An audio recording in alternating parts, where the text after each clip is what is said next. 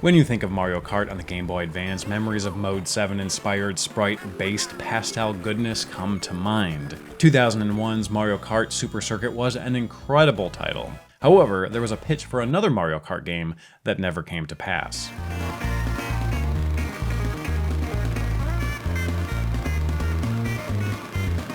This is Mario Kart XXL, a demo by Denaris Entertainment Software / Manfred Trenz, hopefully I'm pronouncing that correctly, supposedly dated to the year 2004.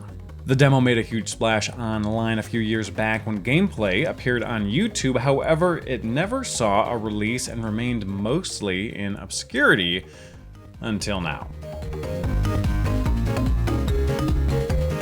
Booting up, we have our main splash screen and two available options, play and demo. Let's go ahead and start with the demo and see what it has to offer.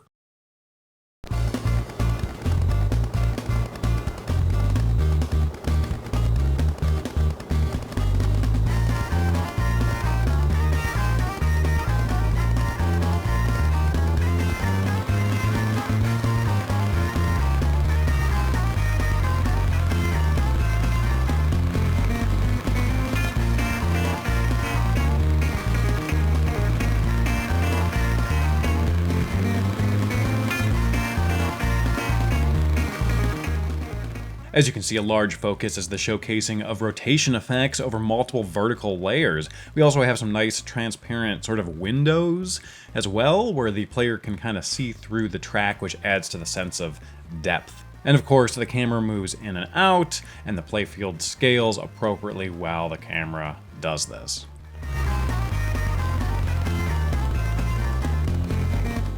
The music you're hearing is actually from the Canyon level of the German-exclusive PlayStation game Maroon Kart, which hopefully I'm pronouncing correctly, which Denaris Software also helped develop. This is just sort of a situation where they sort of needed a music track, took it from what they were previously working on, and plugged it in here. There's also a PC version of that game called Maroon Kart XXL, which more than likely inspired the name of this Mario Kart demo. More on that later. Let's go ahead now and jump into the play mode.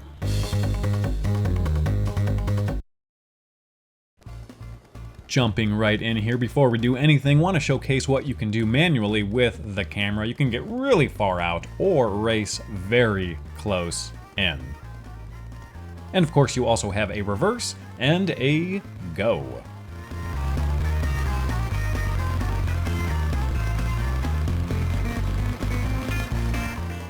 You can play with the camera very close to see the details on Mario, or you can play with the camera quite far away, which gives a nice perspective and really showcases the different layering in terms of the verticality of the demo.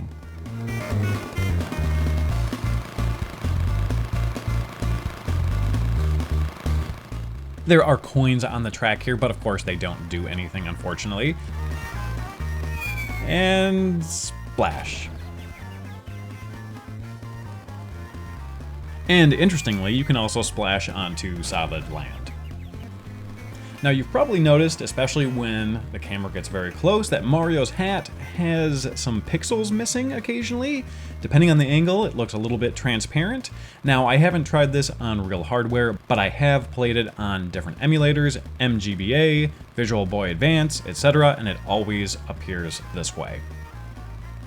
And here's a nice view of the sort of windows on the tracks where you can see what's down below, adding to that layer of depth that I mentioned earlier. Just kind of a neat little thing that they added on to this particular demo.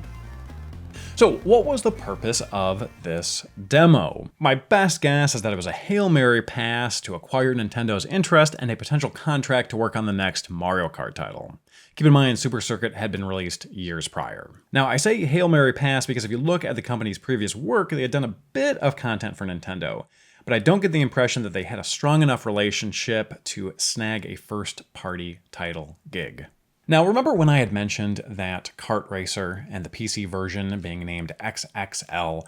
Well, a lot of people think that this game, this demo, may have started as that particular title, and then they like switched it over and reworked it into sort of a Mario Kart demo to pitch to Nintendo. But that's not actually the case. In actuality, it began as another technical demo, an unknown and never seen before until now piece of software called the R3D-Demo V1.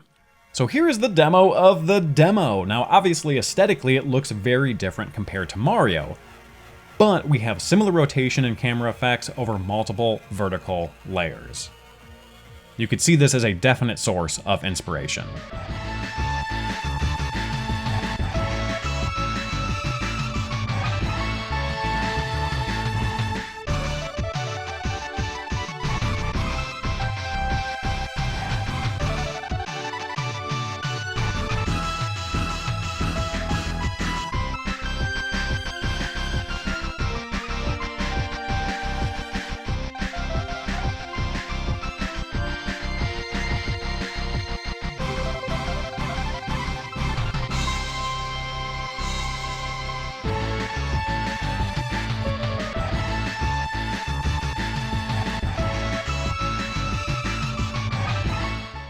Alright, going into the play mode, we actually have two options. We'll go with the original red one to begin with.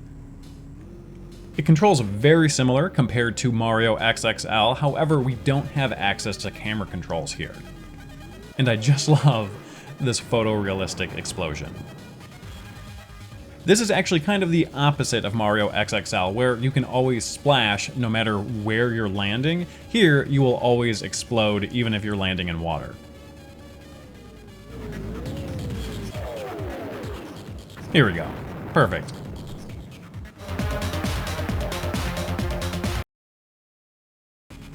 And we also have this yellow racer here, and it gives you a really nice sense of speed. It feels and controls very differently, which of course is a good thing. And boom.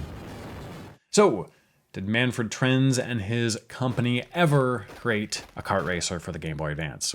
Well, yes, they developed the Game Boy Advance version of Crazy Frog Racer. There's also a version for the PS2, PC, and Nintendo DS, but our company that we're talking about today, Denaris, was not involved in those particular projects. Just the GBA version. Crazy Frog, or The Annoying Thing, is a CGI musical mascot that apparently spawned a lot of media back in the day, mostly in Europe. The character seems like vaguely familiar to me, but honestly I'm not sure what, if anything, I remember about it. That said, all versions of Crazy Frog, including the GBA iteration, were critically panned, unfortunately. Here is a review I found when searching for it on Giant Bomb. Yikes. Yeah. I don't think it's all that bad, though. It's technically competent for the most part. It just doesn't have many levels, it doesn't have a ton of style, and probably biggest is that there's no drifting, which is really weird for a kart racer. And based on this, one could kind of jump to the conclusion that it's a good thing that this company never got the ability or the privilege to make a Mario Kart title. However, I don't necessarily think that's the case, because you have to keep in mind the budget for Crazy Frog would be a lot different and likely a lot lower than the budget for a Mario Kart game. So we don't really know what that company was dealing with in terms of their contract with the Crazy Frog people. So it's, I don't know, kind of up in the air. It would have certainly been an interesting game had they had the chance to attempt it. So that is the bizarre history of Mario XXL, a game that realistically never really left the pitch phase. Luckily now, though, you can play this and the demo it's based off of. Go ahead and click the links below and head over to Forest of Illusion. The owner wishes to remain anonymous, but thank you for reaching out, and thank you to the Forest of Illusion team for acquiring it. And of course, thank you all for watching. If you like content like this, make sure to subscribe, hit that notification bell, join us on Patreon, all that good stuff, and I hope to see you all back next time.